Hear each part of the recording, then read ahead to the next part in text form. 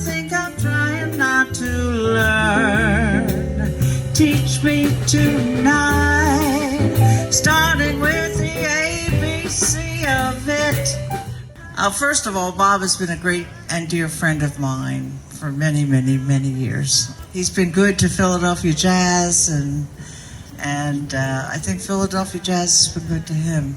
He started his radio career in Detroit, and he worked in Detroit from 1964 to 1969, which back then was a real bubbling town, until his career brought him back to Philadelphia, his hometown, and Point Breeze, his hometown neighborhood.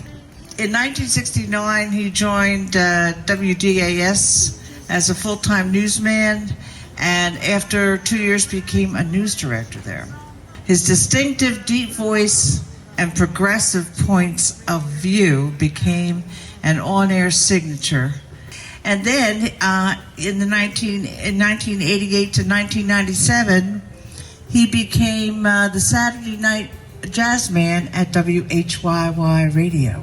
They brought him on to WRTI in 1997. He's been inducted into the Philadelphia Broadcast Hall of Fame, and most importantly, he has his own star on the Philadelphia Music Walk of Fame. So we're glad to have you here, Bob. We're ready to hear a bunch of stories that only you can tell. So here he is, Mr. Bob Perkins. I don't know how I did all those things because I'm only 39. I'm 88 and a half. And me and Father Time have been having a battle over the last few years about who's going to be the boss and who's going to stay around. I guess I was set up by my dad, who had the first crystal set in our neighborhood. I lived in a place called 19th and Garrett Street. Anybody know where 19th and Garrett is? Okay. Between Reed and Dickerson on 19th between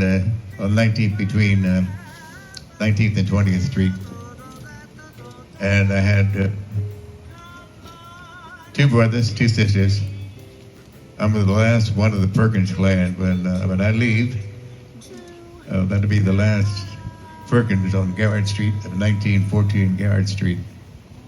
I lived down the street from the Heath brothers. Judy Heath was contemporary. Tootie is 87 and a half. He got him about a year and a half. And he is one of the few trios of jazz playing brothers. I mean, fake jazz players, trios. And maybe somebody who may have 12 brothers and sisters, but they're not famous. These fellows were famous. She mentioned the name Albert and Judy Heath and Percy Heath all over the world. And they know a little bit about jazz. They would say, oh, the famous Heath brothers. But they were my neighbors for quite some years. Tootie moved to Federal Street. It was quite a family, the brothers. Tootie is still recording, still working. Jimmy became a jazz professor in New York. Percy was a Tuskegee Airman, the Black Flyers in WW2. He was a lieutenant. And he came home in 1944 with his uniform, the stripes and the wings. And all the ladies came out of the house and were hugging and kissing him. A lot of them had not seen a black military officer in their lives. They had heard about black military officers, but they had not seen one. So there was quite a family to live next to or share the same street with. Clean our neighbor's sidewalk, sweep the streets, and just have a party out of it. And nobody was mad at anybody. If somebody didn't show up to join in the parade, you would sweep their streets and scrub their steps anyway. With something called bamboo cleanser. Anybody know bamboo cleanser? Some of the old days. and to get the money to go to the Victory Theater, which was in Point Breeze. Victory Theater was on Point Breeze, and it was 16 cents, I do believe. There was a guy standing outside with a bunch of pretzels, and he sold them to the ingoers to the Victory Theater.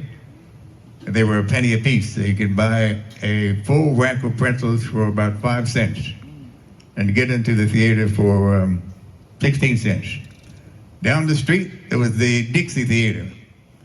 I think that was a little bit cheaper. That might have been 12 cents to get in. And there was another movie called the Globe Theater. It was about 4 blocks from here. That was about 8 cents to get in. I got on radio because, going back, my dad, he was kind of a radio pioneer, but he didn't know it. He got into radio at the age of maybe 25 or 26. I don't know how he got in. He never told me how I got in, but he made the first crystal set in our block, so they tell me. I wasn't around. This was in the 1920s. And people used to come into our house and almost get into fights as to listen to the radio at whatever station was on the air in 1925. Radio came into being in Pittsburgh, Pennsylvania in 1920. So radio was about 5 years old, and my dad had the first crystal set in the neighborhood. And he was like a pioneer. He listened to radio, and everybody in the house listened to radio because Dad listened to the radio. And my father was very ill at the age of 40, and that's how he spent most of his time. Camel cigarettes and the radio. That was his regimen, all day. I followed in his footsteps for some reason, and I listened to the radio too. And I listened to the voices of the great Facenda.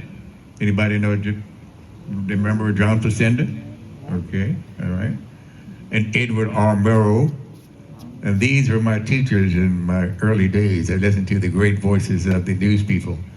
And I think the plant was there by listening to these magnificent voices of Edward R. Murrow and our own John Facenda, who used to work at a station called WIP Radio, and he graduated into television and then WCAU and became a pioneer newsman. And I do believe he did the National Football Games of the Week or something like that, And he became national. And they asked him, John, with your magnificent voice, why aren't you national? Why don't you go to New York and become a national newsman? He said, I'd rather be a small fish in the big sea than the other way around. There are a lot of great voices out there like mine, so I thought I'll stay here and be the John Facenda. And he was the John Facenda. Anybody who goes around and listens to John Facenda, they knew great voices. So that's another inkling of my remembrances of living in the 1900 block of Garrett Street. Wonderful, it's marvelous that you should care, that you should care, that you should